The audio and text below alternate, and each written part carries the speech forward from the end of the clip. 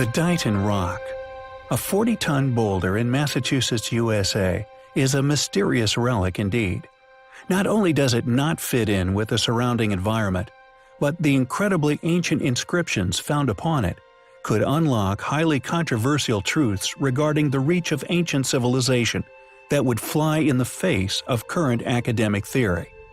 What is interesting regarding this enormous rock is that it was not only placed where it now lay by natural geologic activities many millennia ago, dropped where it lay on the shores of the Taunton River by the melting of an ancient glacier during the end of the last ice age, measuring 5 feet high, 9.5 feet wide, and 11 feet long, made of gray-brown crystalline sandstone.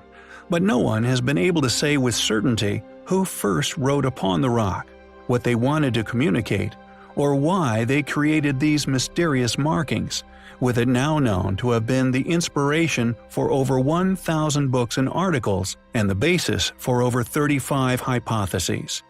The mystery and indeed debate regarding the writings on the Dighton Rock continue to this day, and a possible motivation for the mystery to remain unsolved is to protect the currently attested academic theories regarding the past of man. Thus, they could quite possibly be markings left by a past, now lost civilization, or one that has long been claimed to have been unable to have had such far-reaching settlements. The antiquity of the writings is undoubtable, as many scientific investigations have proved that they are indeed very old. Yet what is hotly debated is the origins, and indeed the civilization responsible for creating them. Although, predictably, since 1680, when Reverend John Danforth visited the rock, a mainstream academically approved theory regarding the stone has been put forward and popularized by said institutions. However, the fact that the glyphs, or possible language etched upon the rock, has never been deciphered remains. After seeing it, he decided that the carvings on it were made by Native Americans, specifically the Wampanoag Indians, after being told the tale of a ship arriving, and a battle between the locals and mysterious newcomers were told to him from long ago in the distant past.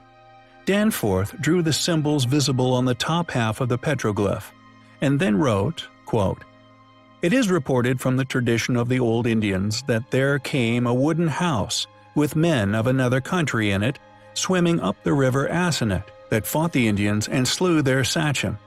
Such interpret the figures to be hieroglyphical, the first figure representing a ship without mast and mere wrack cast upon the shoals, the second representing a head of land, possibly a cape with a peninsula."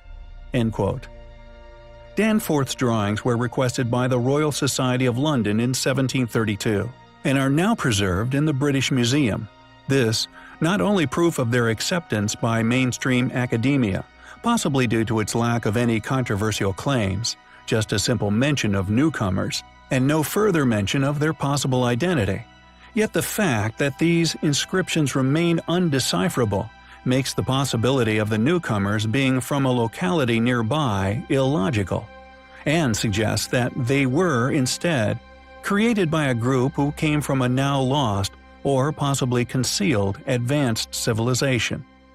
Another hypothesis put forward by Ezra Stiles in 1767, while he was the president of Yale College, claimed that the famous seafarers, the Phoenicians, had made their way all the way to North America on at least one voyage.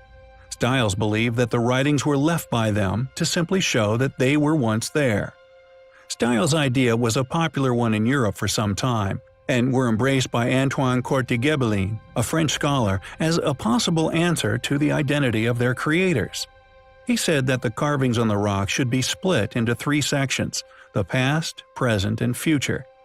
Some of the images he identified were an oracle and butterfly, representing the future, a horse and a beaver meeting, symbolical representations of the two contents interacting in the present, and the divine figures or symbols of Minerva, Telesphore, and Priapus, representative of the past. Yet the mystery of who created the carvings remains to this day. Additionally, the original location of the carvings also remains a mystery. The fact that the boulder has landed where it now lay due to geological activities means it could have originated in a location far away from where it now lay. Was it made by a now lost civilization? Or possibly one that academia continues to claim was not able to travel such vast distances? The mystery surrounding the Dighton Rock continues, and it is undoubtedly one that is highly compelling.